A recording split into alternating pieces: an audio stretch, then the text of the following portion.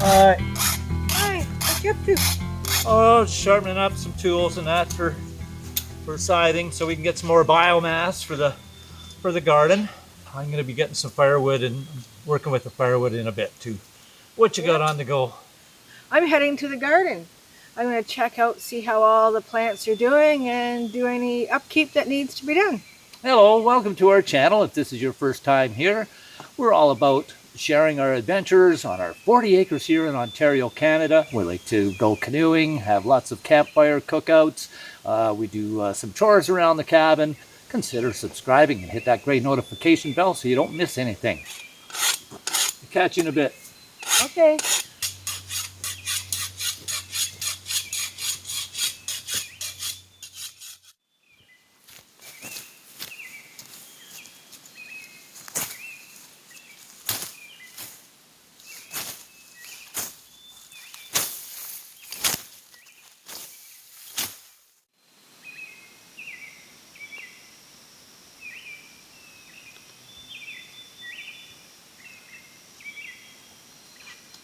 It's a good idea to trim your tomato plants about the bottom 6 to 8 inches, and that'll prevent mold and mildew from developing from the splash up of the water. Tomatoes are a plant that like to stay more dry than wet. So by trimming out the extra leaves, it allows some extra air in.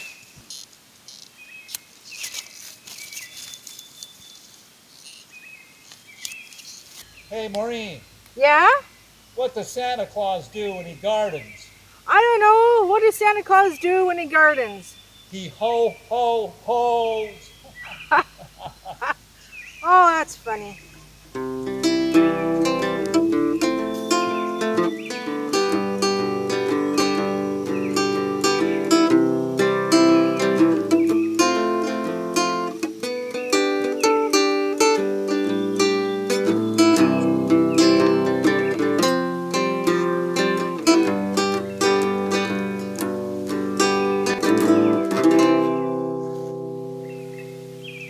Well, I have been waiting a long time for a fresh garden tomato to have a fresh BLT sandwich. And you know what? The time's here.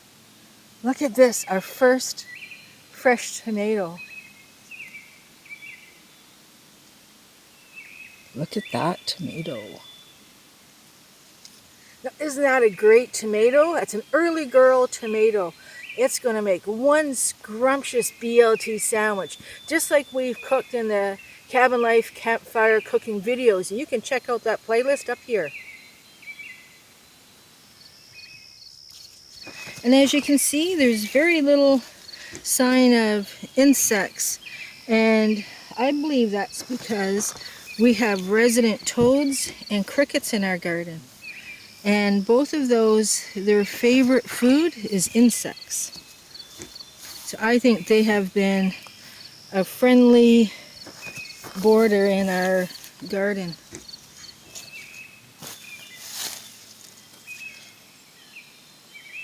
The beefsteak looks wonderful. The Romas are looking great. Nice bunches. Now, one thing it's time for is to start picking away the things that will be sucking energy from the plant as it's producing its fruit.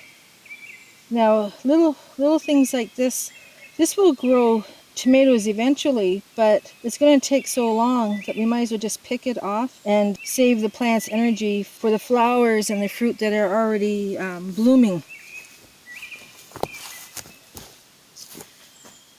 Here's a nice bunch of Roma tomatoes.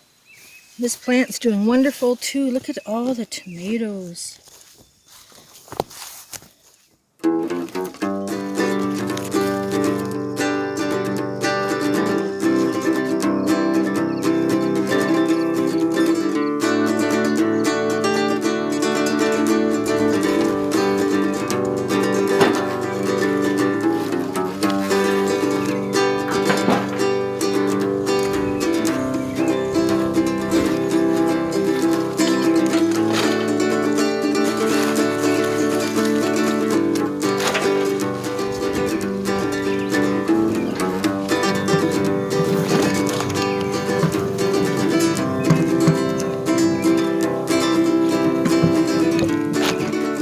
about this, Maureen? Right here.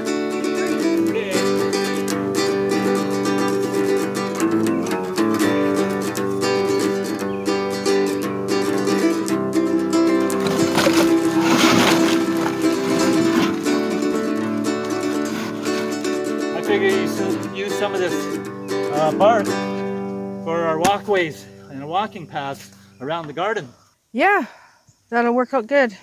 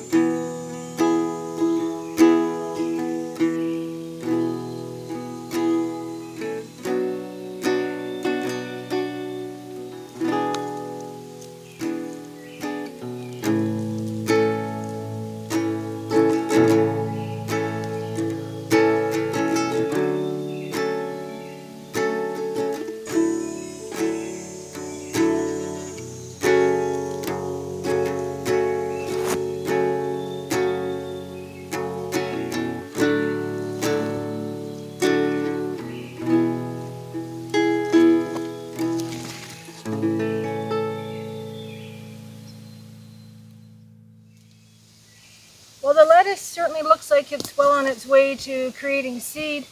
One night it dipped down to some cooler temperatures, so I guess that kicked it into seed. So we'll be having seed for next year's lettuce. No more lettuce breeding this year, though. Oh, I thought it was the amount of light that made it go into seed, but temperature, eh? Well, it seems. Interesting.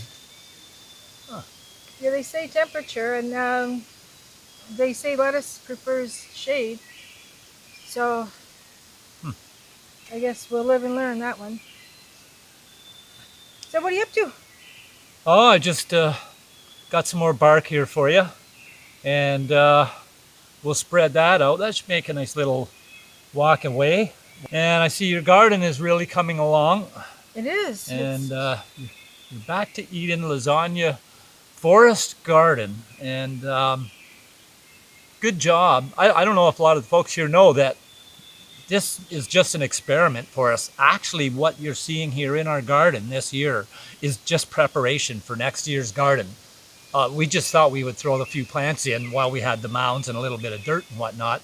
And, you know, so whether we get a yield or not is kind of secondary. The main thing is that we have our garden established, and now we know that I think it's going to be quite successful. I think so. You know, once we get more biomass, I can see that the biomass that you put on has gone down by at least 60 to 70%. It's lost, it reduced. Yeah, So- the mounds got a lot thinner than I was expecting them to. So it requires a bit more watering. Right, and the mounds are quite large, I see. And how is it doing for pests and for weeds? For weeds, you know, when we first did this, I thought for sure I would be weeding. I'm looking because for weeds, and I don't see any. There aren't any weeds. It's been very good for weeds. I'm totally surprised about that, because my theory was, being a forest garden, there's seeds floating around from everywhere. It's not that you can keep them out because we did a back to Eden garden or a lasagna garden. So I'm really impressed that I haven't had to weed. As far as pests, insects and that, great insect control. There is very little sign of any type of insects attacking a plant. I don't see any worms or grubs or nothing. No, there's nothing. But you know, we have toads and we have crickets. Yeah. And both of those, their diet, their preference in diet is insects. I don't know if you know it or not, but all through last fall and winter, all the ash, the wood ash from our campfires, our cookouts, all that ash, I was putting in your little pile that I saw you had to the side of the garden here that you were composting and stuff. So every once in a while I noticed there was some more layers and stuff. I'd throw some more ash in there from when I was cleaning out the fire pit. So hopefully that, you know, helped things along to condition the soil too. So that may have added a little bit, you know, to our advantage in doing that, in sweetening the soil a little bit, because we are in a coniferous boreal type forest where the soil normally is slightly on the acidic side. And our soil here turned out to be around neutral, right? So we're Yes. pretty good that way. And oh, something else, your garden trowel. How did that turn up? You lost your garden trowel. I lost it when I was putting down all the biomass. I had put down all the browns and greens. And then I was planting and I was digging holes with it. Well, it got buried in the biomass. And then one day when I was just tidying up around the garden, I saw a little piece of it sticking out of the mound. So it was like, there it is. I knew it was in the garden. It had to be in here somewhere. So yeah, I've got my trowel back. And there you go. Now you can, when you put it down, it'll stand out a little bit in the greenery, since the handle is green. That's not very good marketing. I guess they should have like pink or purple, eh? Something. No, wait a minute. It's great marketing. Blend in with all the plants and everything, you lose your trowel. What do you have to do? Buy another trowel. Thank you. Okay. Oh, what's the straw for? Well, that's coming up. We'll be using that shortly. Well, with this lettuce bolting, I imagine that any of these leaves are going to be a little bit on the bitter side in our salads or sandwiches. Hey, Maureen. Yeah. Knock, knock. Who's there? Lettuce. Lettuce who? Let us have some bacon, lettuce, and tomato sandwiches. That sounds like a good idea.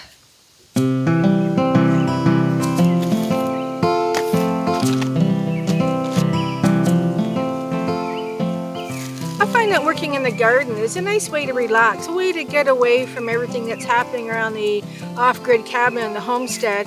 And it's just a chance to get a chance to think and clear your mind.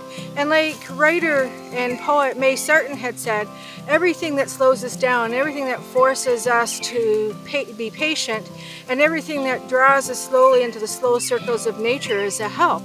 And she says gardening is an instrument of grace, which is so true. It gives you a chance just to mellow out and break and get some stress relief and relaxation.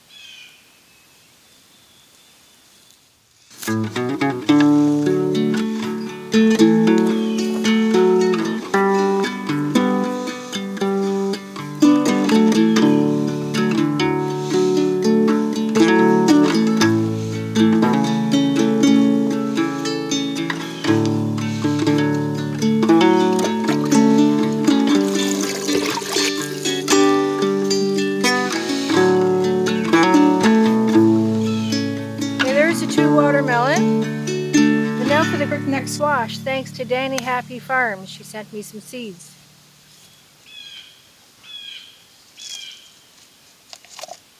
Crookneck squash is an heirloom squash, and this was used to create the butternut squash of today that you see in grocery stores. And the reason being is that crookneck is crooked, and they found it was hard to ship. So they made butternut squash with a straight neck. But the crookneck are considered more flavorful. Hey Maureen, Yeah, what happens if you plant your onions too close to your potatoes? I don't know. What happens if I plant my onions too close to my potatoes? Your potatoes will cry its eyes out.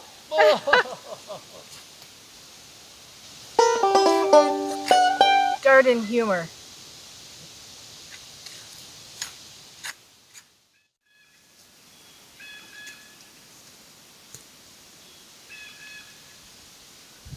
Every garden I've had has always had rhubarb in it. And not just any rhubarb. It's rhubarb that's a descendant from my mother's garden, from the garden where I picked rhubarb as a child. So I know it's heirloom rhubarb, and it's really good. It's delicious. Well, I thought for certain I had lost the rhubarb that I had taken from our last place. I had put it in a pot, put it at our son's place for safekeeping, and couldn't find it anywhere. But then this summer he said, "Hey, do you still want this rhubarb?" And I said, "Of course I want that rhubarb. That's part of the garden. I have to have some of the heirloom rhubarb from Mom's garden." So here it is. It's looking a little bit tired for people who don't know what rhubarb looks like when it's dormant. But look, there's 2 little rhubarb leaves growing. So it's still alive. I'm going to plant this now. I picked this spot because it's out of the way of the garden, because rhubarb is a prolific plant. It'll spread through roots. So I'm going to plant it now.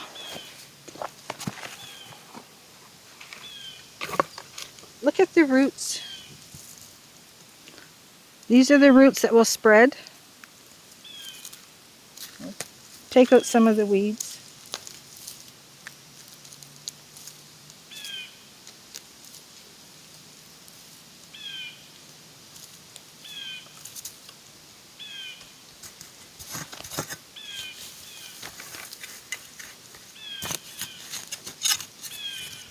The soil we have here is very similar to the soil where it was growing before.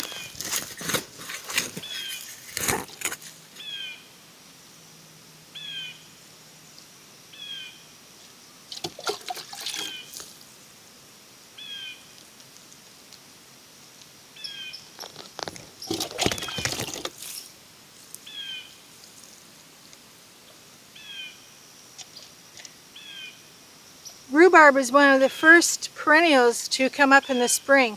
As soon as the sun's shining on the earth, the leaves will start popping up, and it lets you know the ground is warming up and the garden's getting ready to go.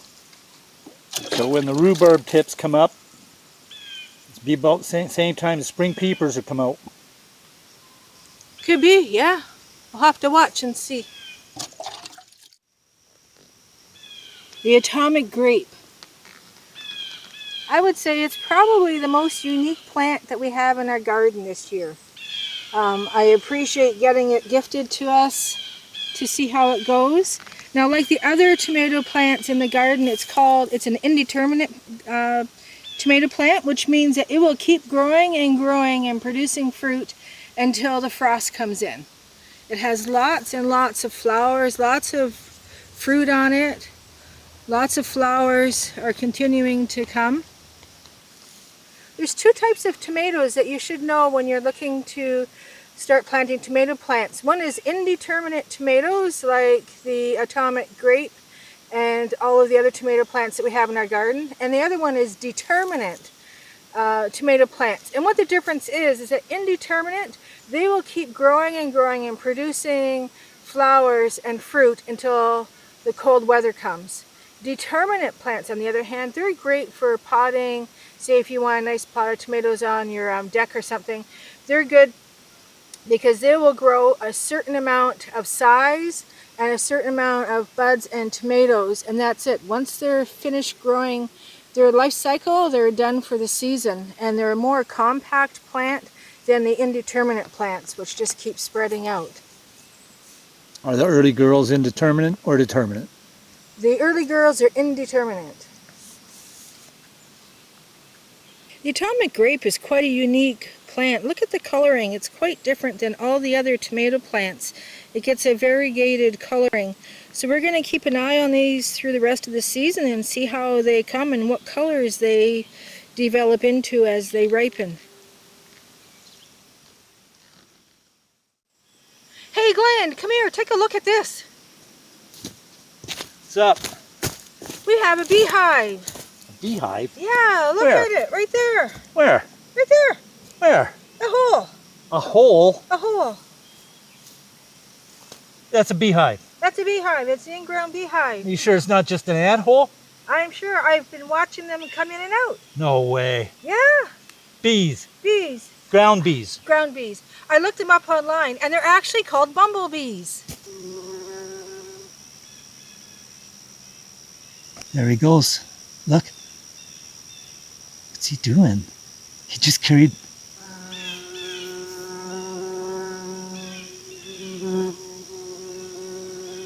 Look at that.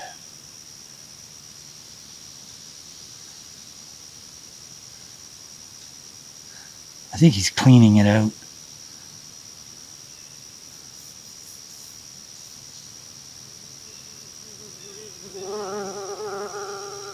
Oh, here comes somebody else coming home.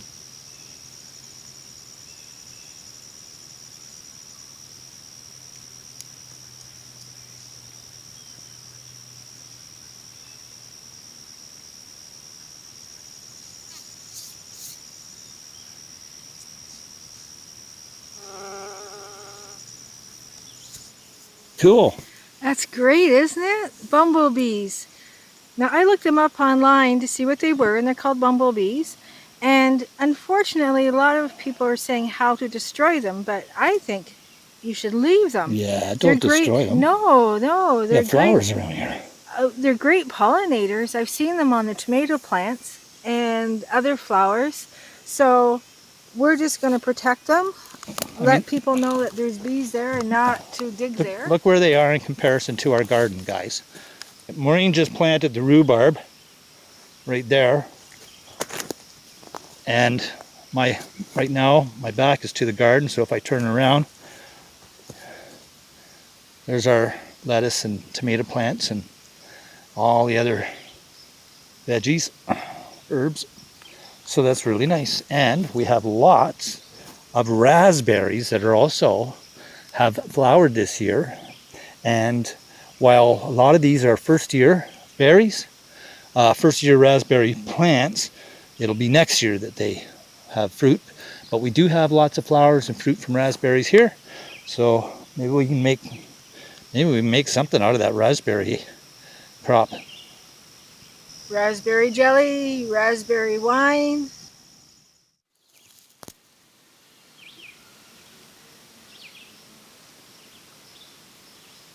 What you got there? We have some straw. I'm going to put it down on the garden as mulch.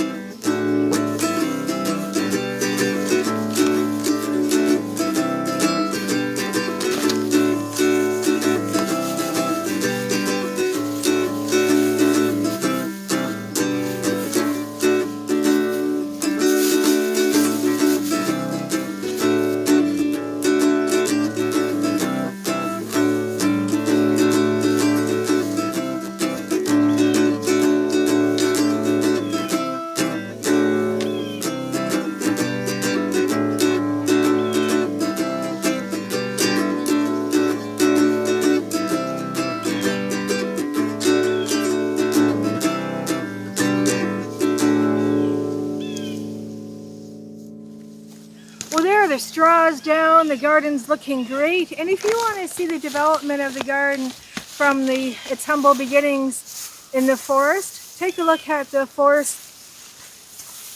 Take a look at our forest garden playlist right here. Here. Well, that's it for this edition. You know why no one laughs at my my garden jokes, eh? Because they're too corny. Well, that's it for this edition. I'm Glenn. I'm Maureen. See you next time. Over and out. Take care.